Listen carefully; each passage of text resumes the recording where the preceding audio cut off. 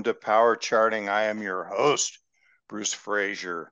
And today we are on the path to Wyckoff Trading Mastery with special guest, Frantz Herr. Frantz, thank you for being here. Bruce, it's my pleasure. Thank you so much for inviting me. And I'm really looking forward to our get together today. What we're going to do today is so important that I really want to emphasize that we're going to get into the area of how do you create peak performance in your trading. Trading is a business. To be successful over time, you want to be able to make 100 or 1,000 trades, and on balance with your methodology is to be able to extract net profits from those efforts. And it requires real commitment and persistency and the path to mastery.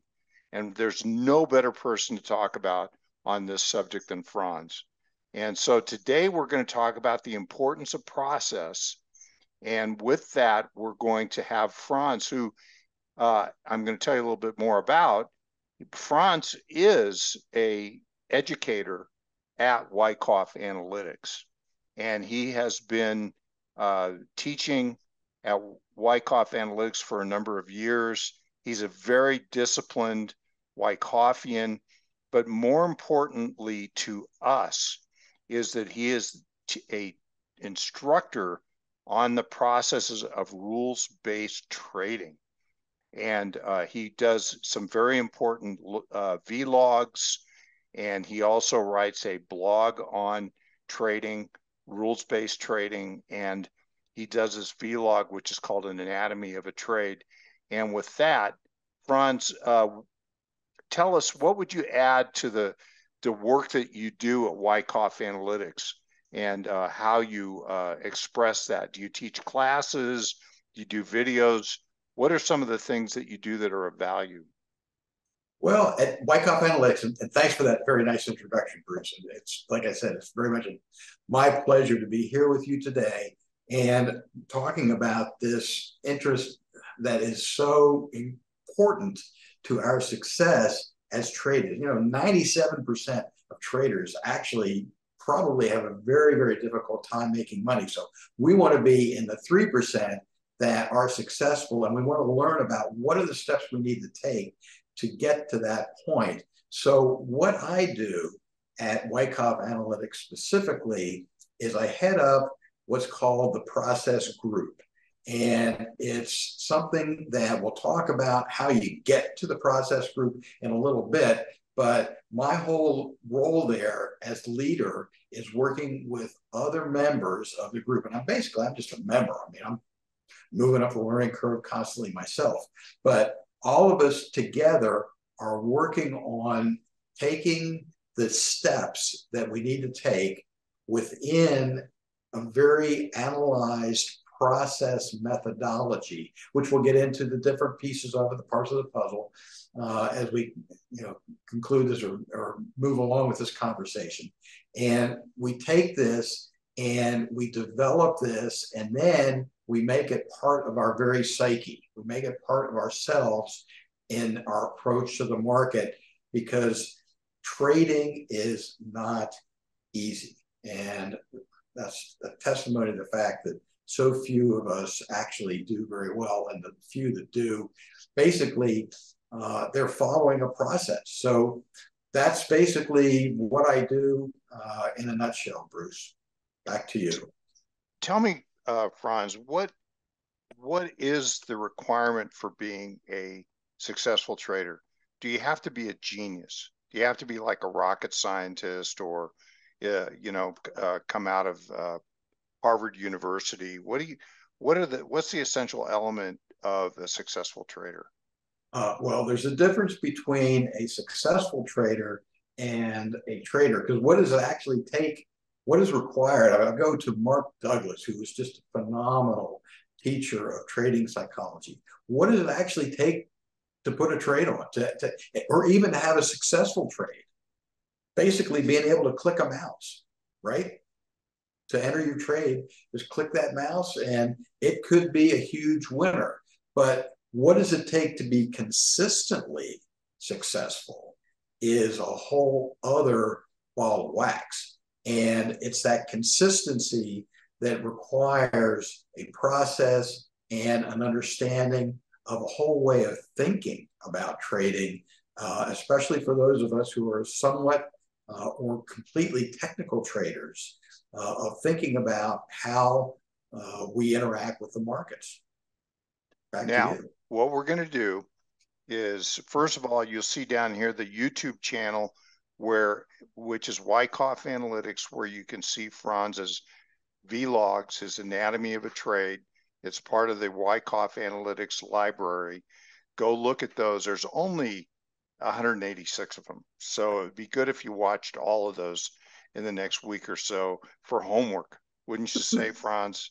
And we'll talk in a minute about why it's really important to evaluate and review your trades and talk about anatomy of a trade in that context. And we will do that in a minute. But we're going to move on here, and we're going to just stop real briefly and turn the screen over to Frantz, and then he will show us some of the aspects of successful rules-based trading. So we will be right back. Thank you. We're back.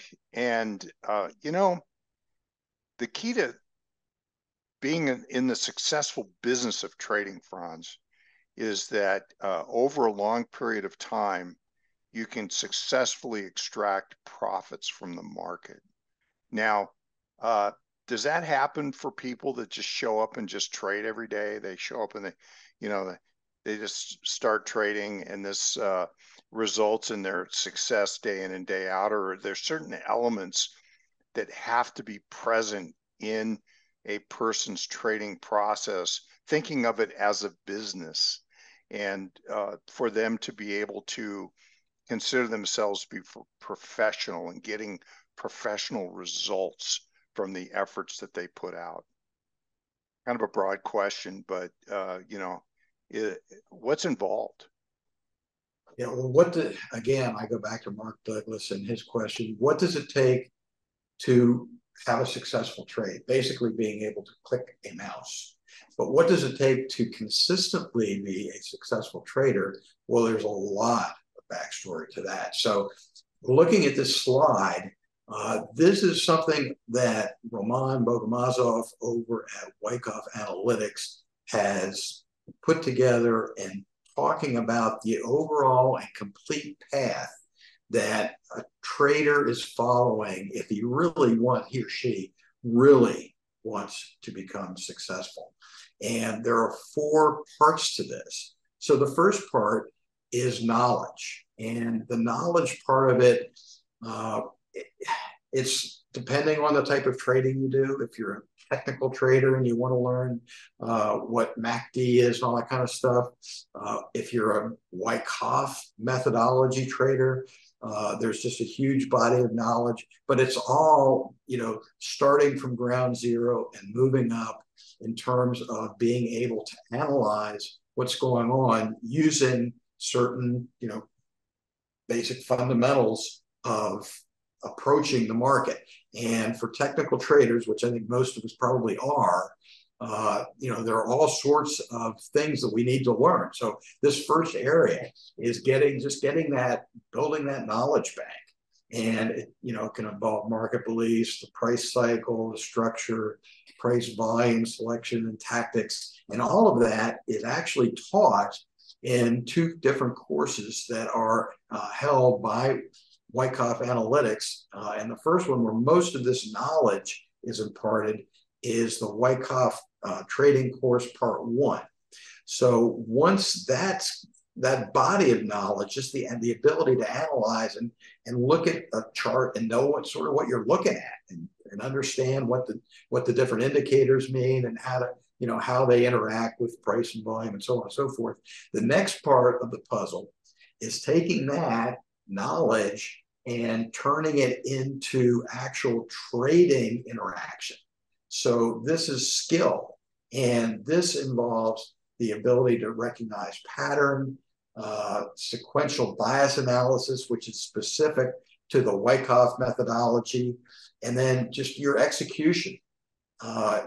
When do you put the trade on? When do you take it off? When do you add? When do you trim?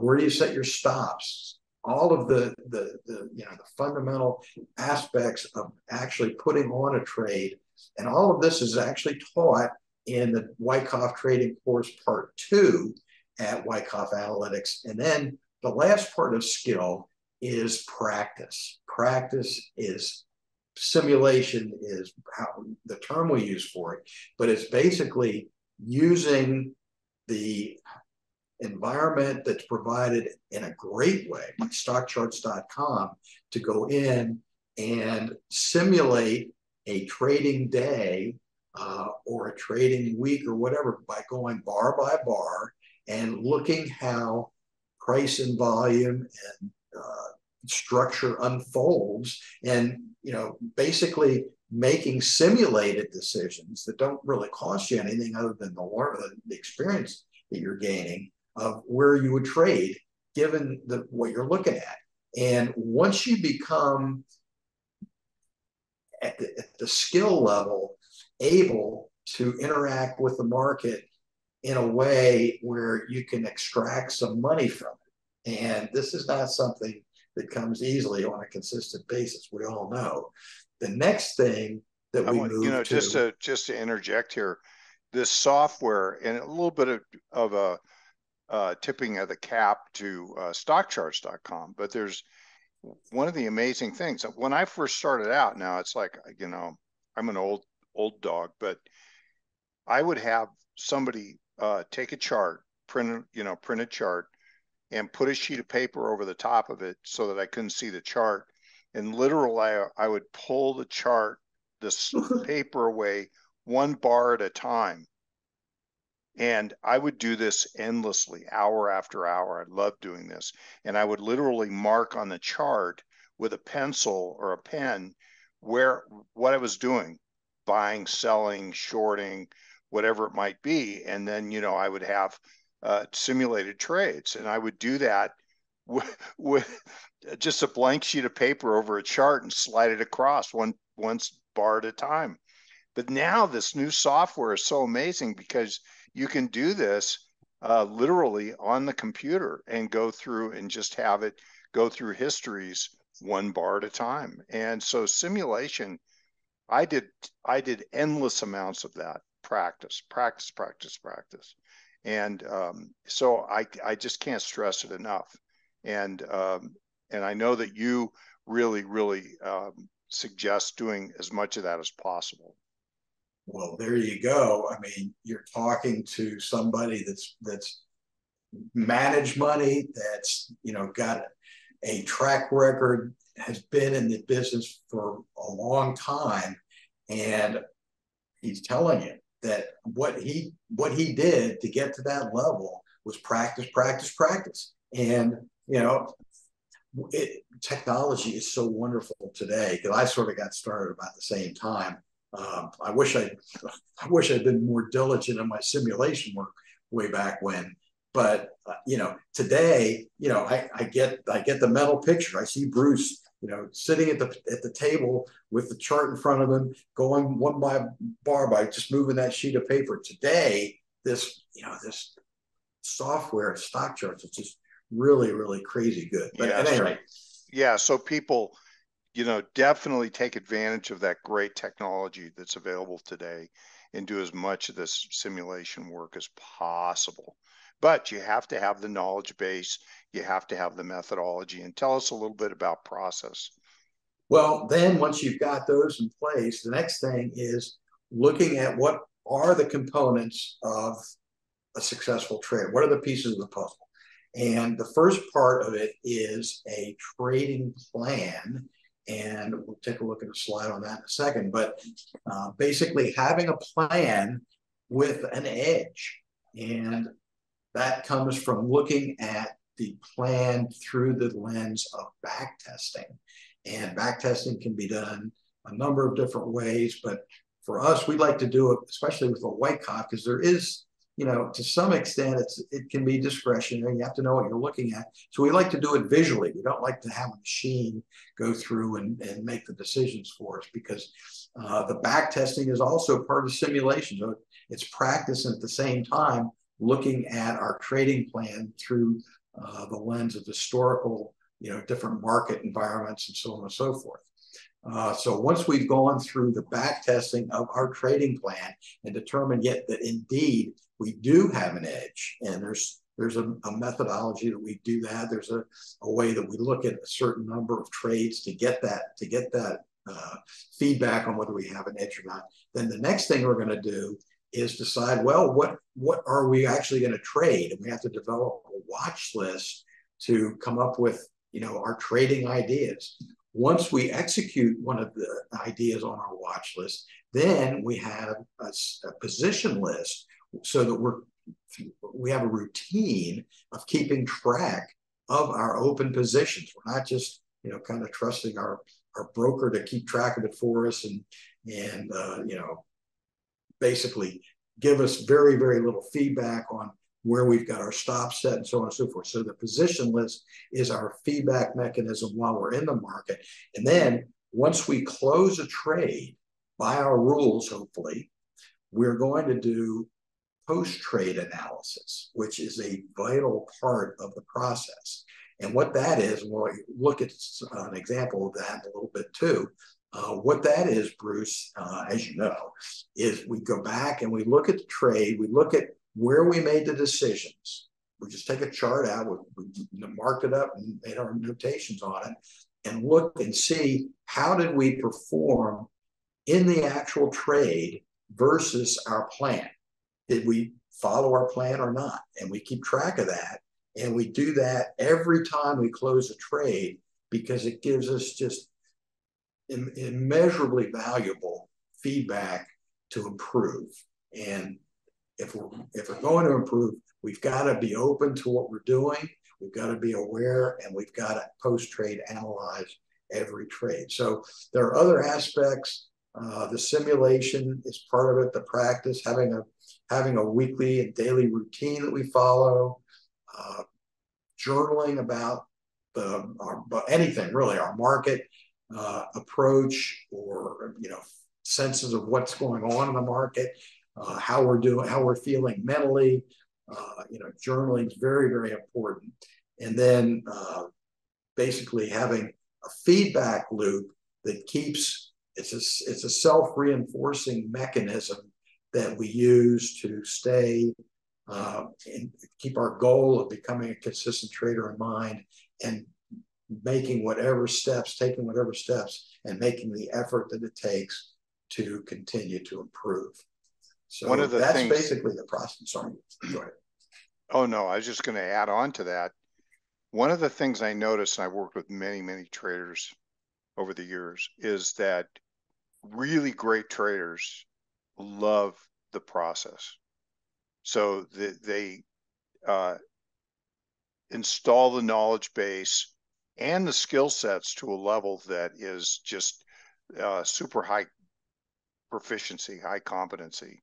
But then what they do is they have a very specific process, and they have to go through all these elements that you just described. This really is part of mindset, I think, because these traders almost love the process of all of the elements and areas that you just talked about so much, because they love to go through the charts or go through the elements in their aspect of market timing or stock selection, etc. But then they also are getting those onto some kind of a list, and then managing that list and having a list process, a watch list process that's very effective for finding them the best ideas. All of these elements, they just get to a level of high efficiency, and they just are constantly doing this. And what it does when they do this is it puts them closer to the efficient frontier of their methodology. This is a term that I used to use. I used to teach this class on what Frantz is talking about here. in graduate school. I had a 15-week class on peak performance trading, and we would talk about the efficient frontier. And there's an efficient frontier that your trading process can reach hypothetically. But all traders, no matter who it is, no matter how good you are, is somewhere below the efficient frontier of the methodology. And mastery is getting closer and closer to the promise of the methodology. And that methodology has to have edge. That means that if it's operated at a high level, at a mastery level, that it creates and extracts profits from the efforts of the trader, of the operator of the system. And that takes us to mindset. Frantz, tell us a little bit about mindset. Yeah, I mean, and I love the idea of the efficient frontier. You could also call it the profit gap, the difference between what the profitability could be if everything was executed perfectly versus what it actually is and how the trader executes it in that particular and you're moment. going to show that in a minute, actually, aren't you? We are. Yeah. Okay, so let's move on. Go ahead and talk about mindset, and I really want to show people how you do that because it's quite good. Okay, so I mean, and the mindset, there are all sorts of, I mean, there aren't a lot of them, but there are lots of mistakes that are very common to all traders. So, and one of them I was just thinking about, Bruce, while you were talking, one of them is just simply, instead of thinking about what is the market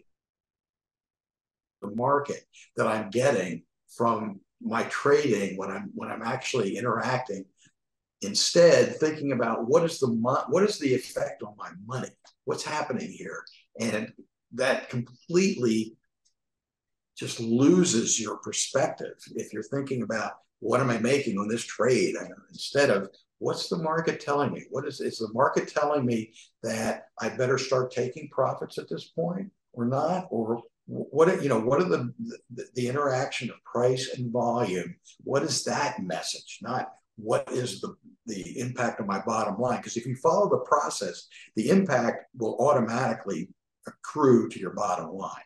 So this mindset thing, it's thinking about trading in a completely different way. And we could talk about this in multiple sessions, Bruce. I mean, it's so important.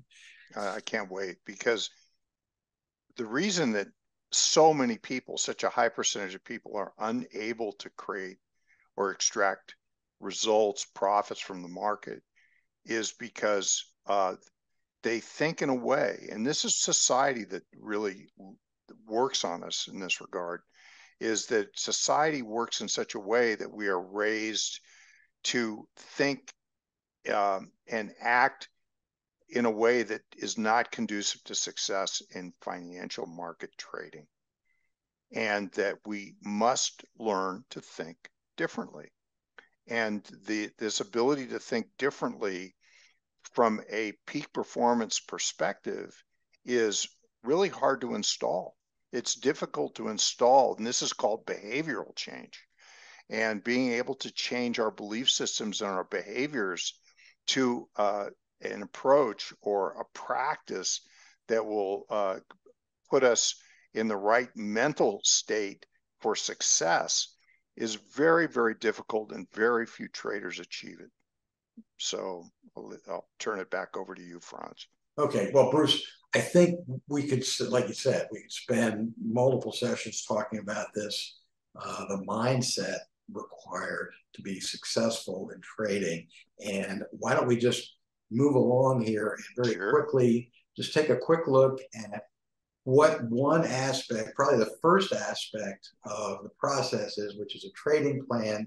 And what's a trading plan? It's a rule-based model of trading behavior based on a trader's observations and beliefs about the market.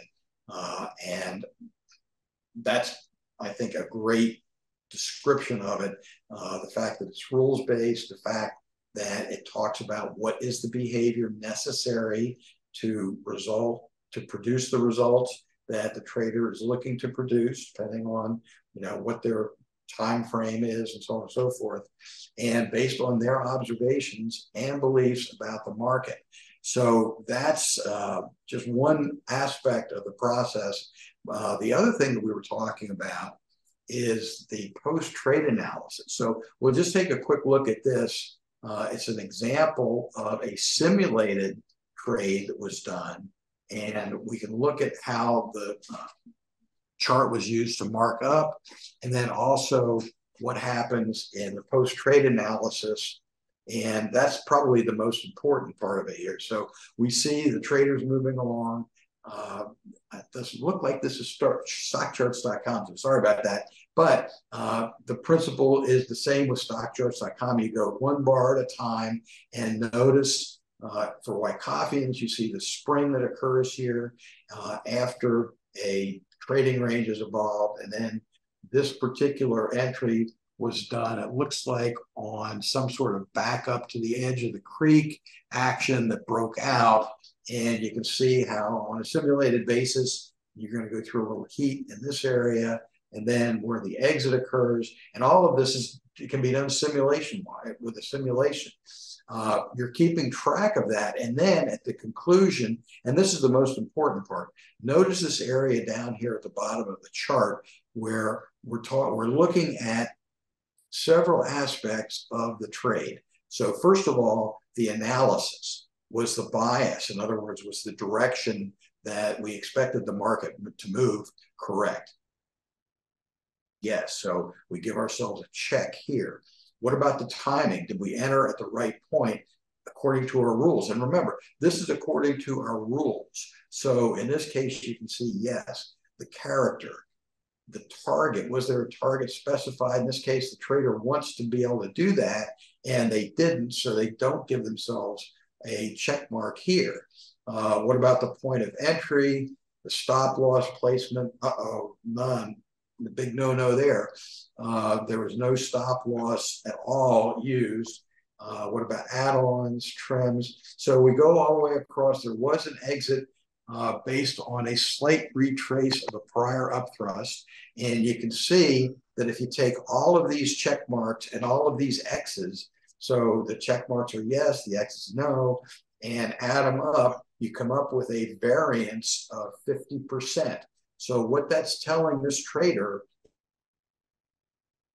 is they follow their rules at about a 50% efficiency level, talking back to the efficient frontier that Bruce was mentioning earlier. And, you know, that's it. That's very good information. But what's even more good information to have is over here in this next area, which is the comments. So we can see that there are mistakes, best practices, and a feedback loop that are being incorporated here. So the mistakes were exiting too soon, triggered on only one swing high down, whatever the mistakes are, they're being documented here. And then the same thing with the best practices, because we want to be honest with ourselves. If we can't admit that we're making mistakes, there's nothing wrong with making a mistake. First of all, you have to understand that, that's just part of life. And if your ego gets in the way of that, that reality, then there's going to be big trouble until you can kind of close that gap between, what you have to be able to recognize versus what your ego is allowing you to recognize. But seeing these mistakes occur, and then as you do multiple analyses like this, you'll start seeing some mistakes might become somewhat repetitive. You're making the same mistake on a consistent basis. Wow, what a great opportunity to put a trading rule plan to stop doing whatever that is that you're doing on a consistent basis. And right there, you're starting to close that efficient frontier. You're moving towards mastery. You're moving towards mastery. Right. So it's and then the other thing that people learn when they do this over and over again and do the post-trade analysis is that, well, I keep doing the same thing over and over again. It may not be in one aspect of the the post-trade studies, but you see your tendencies. And when you see your tendencies, you go, I need a rule for that. I need to be consciously aware that I do that, and it doesn't serve me well. Maybe it's a thought process or it's a behavior or whatever it might be. And then you're able to incorporate new best practices into what you're doing only because you're seeing it in repetition. It's like in the last 30 trades, I did this 18 times. And then you're able to see that this is something that you can improve on. And through improving on it, it's going to move you more towards the efficient frontier of your methodology. And look at right down here where it says feedback loop. Look what this trader is saying about this particular trade. Always enter an initial stop loss. New rule. There you go. So taking that feedback and incorporating it into your trading to increase your efficiency going forward. And such a great lesson for that trader to go through to recognize. Everybody knows theoretically that they should set stop losses, but when you see it in action, you start to install it at an emotional level. And when you're able to own that as a belief that you need to set those stop losses, that's when you're at a place where you're going to start to really have improvement, because you go, I would never have a trade on without a stop loss, as an example, just exactly. as an example. And I wouldn't say that everybody even knows that. I think some people I think most get people into don't. a trade. I think people, why don't you use a stop loss? Because you think you're right. You think you know what the market's going to do. Do you really know what the market's going to do? If you're a technical trader, we're playing a probabilities game. And we know over a long, over a sequence of trades that our edge is going to give us some sort of expectancy on what our outcome is going to be. But we don't know what's going to happen on any given trade. We have no clue. One trader somewhere in the world can completely upset the apple cart. So, and just blow up the pattern that we're looking at. So we don't know what's going to happen with an individual trade. Why would you not predefine your risk in that kind of an environment? I mean, it's crazy not to. So anyway, enough. Well, can you imagine rant on that? Operating in a system where you can be successful with only 30% of your trades working? That means that 70% of your trades in a system like that, with a person that has a method that creates a profit, 70% of the trades are in one form or another getting stopped out. They're being abandoned through a process of risk management, which means that for that trader, there's no right or wrong. It's just they're looking for certain characteristics in the market that will give them profitability that exceeds the losses that they're creating on the 70% that don't work. And so, you can imagine how the dynamics of having a methodology is so important to that trader, and being able to execute on that, because in 100 trades, 70 of them are not going to work. Now, I'm not saying that all systems are like that, but I'm saying that this is a mindset that goes with being able to trade that process. So, Frantz, last thoughts. Last thoughts are, well, Bruce, it's been great talking with you. I've been probably doing more talking. I wish I had more of a chance to hear your thoughts on this, because you've been around so long, a professor at the graduate level of this, trader yourself, working in a trading company, just tremendous background. So I really appreciate your inviting me onto the show with you, and looking forward to hopefully doing this again in the future.